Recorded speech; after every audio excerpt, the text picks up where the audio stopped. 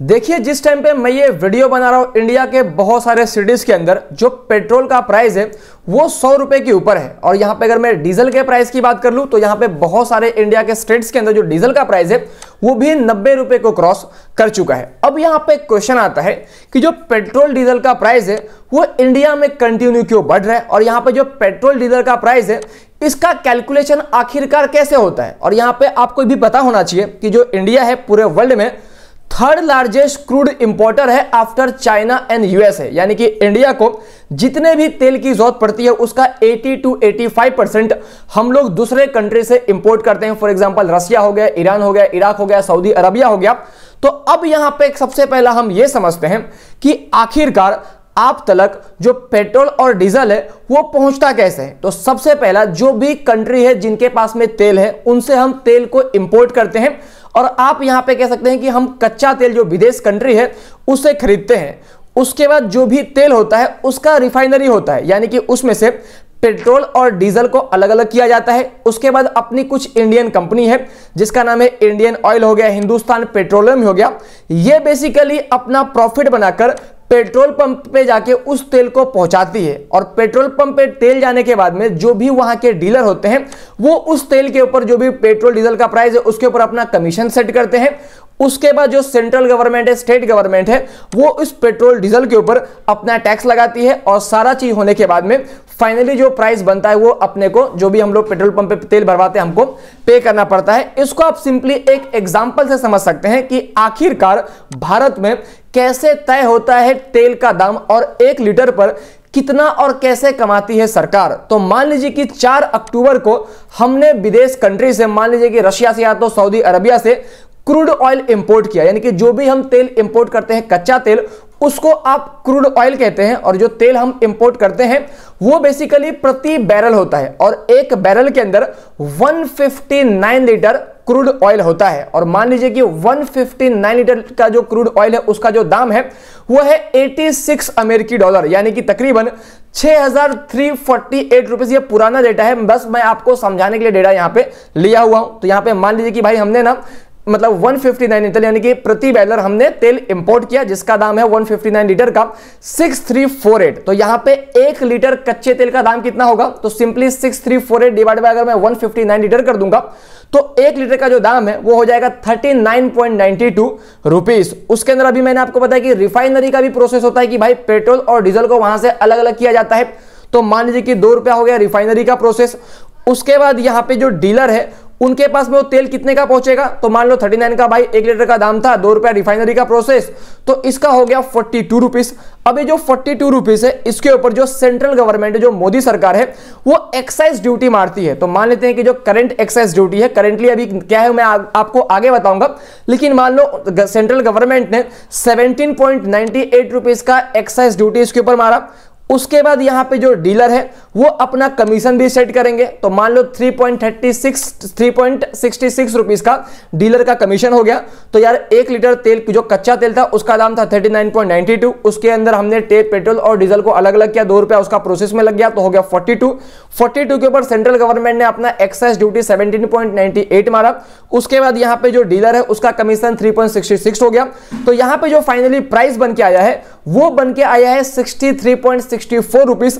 अब इस प्राइस के ऊपर जो स्टेट गवर्नमेंट है, सेंट्रल गवर्नमेंट ने अपना टैक्स लगा दिया, लेकिन अब यहां पे जो स्टेट गवर्नमेंट है वो भी यहां पे वैट चार्ज करेंगे। तो मान लो दिल्ली के अंदर अब तेल का प्राइस कितना तय होगा, तो यहां पे जो दिल्ली की सरकार है उसने मान लीजिए कि जो फाइनल प्राइस बना है उसके ऊपर 27% का वैट चार्ज करती है। तो फाइनल जो प्राइस निकल के आएगा दिल्ली के अंदर पेट्रोल का वो निकल के आएगा 80.82 प्रति लीटर। और यहां पे अलग अलग स्टेट के अंदर जो वैट के रेट होते हैं वो अलग अलग होता है। इसके वजह से आपको देखने में मिलता होगा कि भाई महाराष्ट्र के अंदर अलग पेट्रोल डीजल का प्राइस चल रहा है, जो कि जहां पे सबसे ज्यादा वैट स्टेट गवर्नमेंट चार्ज करती है, फिर दिल्ली के अंदर अलग, चेन्नई के अंदर अलग, कोलकाता के अंदर। तो इसके वजह से मेजर जो डिफरेंसेस होता है वो बेसिकली गवर्नमेंट, जो स्टेट गवर्नमेंट है वो कितना वैट चार्ज करती है। और यहां पे मैं आपको दिखा भी दे रहा हूं कि देख लो अभी जो न्यू दिल्ली है वहां पे जो पेट्रोल का प्राइस है तकरीबन 96 रुपीस है, जो डीजल का प्राइस है 89 रुपीस है। जो महाराष्ट्र है वहां पे 106 रुपए पेट्रोल का प्राइस है, जो डीजल का प्राइस है वो 94 रुपीस है। तो इस तरीके से आपको डिफरेंसेस देखने मिल जाएगा। और यहां पे मैं आपको ये भी बता दूं कि अगर मैं करंट अगर गवर्नमेंट के एक्साइज ड्यूटी वैट की बात कर लूं तो यहां पे जो सेंट्रल गवर्नमेंट है वो एक्साइज ड्यूटी जो पेट्रोल पे चार्ज करती है पर लीटर वो 19.90 रुपीस का चार्ज करती है और यहां पे जो डीजल पे चार्ज करती है वो 15.80 रुपीस का चार्ज करती है। इसके अलावा अगर मैं वैट की बात कर लूं तो यहां पे आप देख सकते हैं कि जो मध्य प्रदेश की गवर्नमेंट है वो पेट्रोल के ऊपर 29% का वैट चार्ज करती है, डीजल के ऊपर 26% का। और वहीं पे अगर मैं महाराष्ट्र की बात कर लूं, जो महाराष्ट्र की सरकार है वो सबसे ज्यादा पेट्रोल डीजल पर वैट चार्ज करती है। यहां पे आप देख सकते हैं 25% वैट प्लस 10 रुपया पर लीटर अलग से, और यहां पे डीजल के ऊपर 21 रुपया वैट प्लस 3 रुपया पर लीटर अलग से। इसके लिए यहां पे आपको महाराष्ट्र में पेट्रोल डीजल पे सबसे ज्यादा प्राइस देखने मिलता है क्योंकि वहां की जो स्टेट गवर्नमेंट है वो ज्यादा वैट चार्ज करती है। अब यहां पे मैं आपको एक और एग्जांपल दिखाने की कोशिश करता हूं कि मान लीजिए कि जो प्राइस चार्ज टू डीलर, यानी कि मान लो जो पेट्रोल का प्राइस जो डीलर को चार्ज किया जाता है वो 57.35 पर लीटर चार्ज किया जाता है। उसके ऊपर यहां पे जो सेंट्रल गवर्नमेंट है वो अपना एक्साइज ड्यूटी 19.90 लगाएगी जो कि पेट्रोल के ऊपर अभी करेंटली चल रहा है।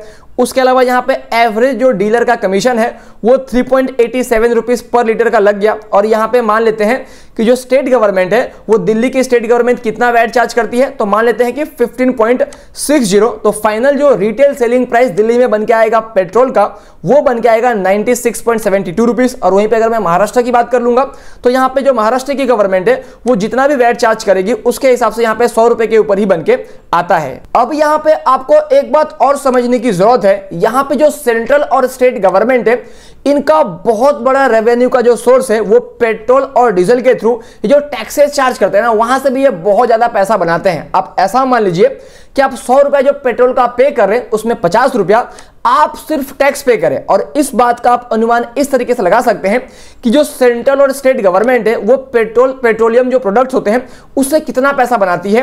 तो साल 2022-23 की बात कर लो तो सिर्फ 9 महीने के अंदर इन्होंने 5,45,000 करोड़ रुपीस बनाए हैं, जबकि 3 महीना बाकी था। उसके अलावा यहां पे अगर मैं 2021-22 की बात कर लूं तो 7,74,000 करोड़ इन्होंने पेट्रोलियम प्रोडक्ट से बनाए हैं। उसके अलावा अगर मैं 20-21 की बात कर लूं तो 6,72,000। इस तरीके से आप देख सकते हैं कि हर साल जो पेट्रोलियम प्रोडक्ट से गवर्नमेंट टैक्सेस से पैसे बनाती है वो इंक्रीज होते जा रहा है क्योंकि यहां पे जो पेट्रोलियम प्रोडक्ट का प्राइस है वो भी बढ़ते जा रहा है। अब यहां पे क्वेश्चन ये उठता है कि जो यहां पे जो तेल का प्राइस है वो तेल का प्राइस कैसे तय होता है। तो यहां पे कुछ तेल कंपनी है, हिंदुस्तान पेट्रोलियम हो गया, इंडियन ऑयल हो गया, भारत पेट्रोलियम हो गया, ये बेसिकली डेली बेसिस पे जो पेट्रोल डीजल का प्राइस है उसको रिवाइज करते हैं। और यहां पे जो पेट्रोल डीजल का प्राइस किसके ऊपर डिपेंड करता है, तो यहां पे आप इंटरनेशनली यानी कि बाहर के देश से किस दाम पे क्रूड ऑयल को परचेस करते हैं, उसके अलावा इंडियन रुपीस और अमेरिकी डॉलर का क्या करेंसी एक्सचेंज रेट है। अगर हमारा जो रुपीस है उसका दाम कम हो गया तो हमें तेल महंगा मिलेगा। उसके अलावा बाकी से भी अदर फैक्टर है, फॉर एग्जांपल आपका किसी कंट्री के साथ में कैसा रिलेशन है। रिसेंटली हमारा रशिया के साथ में बहुत अच्छा व्यवहार था तो वो हमें डिस्काउंट पे तेल दे रहे थे।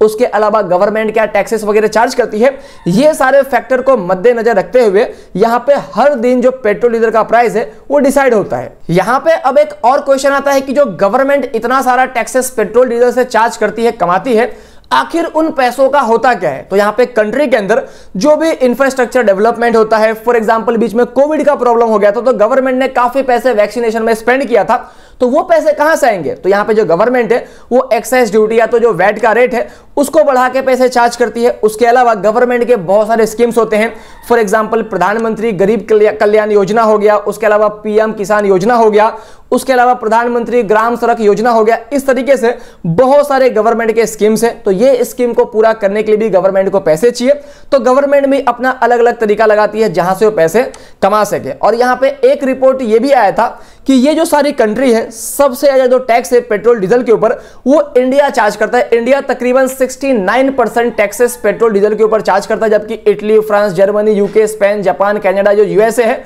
वो इंडिया के मुकाबले में काफी कम टैक्सेस पेट्रोल डीजल के ऊपर चार्ज करते हैं। बाकी आपका क्या ओपिनियन है, गवर्नमेंट को ज्यादा टैक्स इस पे चार्ज करना चाहिए, कम चार्ज करना चाहिए, वो नीचे कमेंट करके जरूर बताना। तो दोस्तों यही थी एक छोटी सी वीडियो। अगर आपको वीडियो काम की लगी तो वीडियो को जरूर लाइक करना और इस वीडियो को जिनको भी जरूरत है उनके साथ में शेयर करना। जय हिंद दोस्तों।